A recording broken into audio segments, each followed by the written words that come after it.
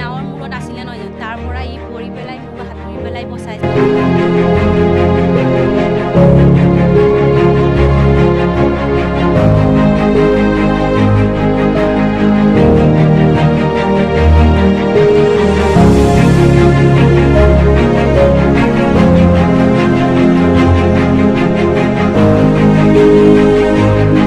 সেইটো সময়ত মই কিবা মাক লৈ 5জনী বচাইছিলোঁ, চবতকৈ আগত কিবা 2জনী বচাইছিলোঁ, মানুহ এজনে তাৰপিছত পাৰিছিল। মই চিঞৰি মাৰিলোঁ, আকৌ চিঞৰি মা দিলেগৈ, সেইটো কাৰণে মই তাক বচাব পাৰিলোঁ।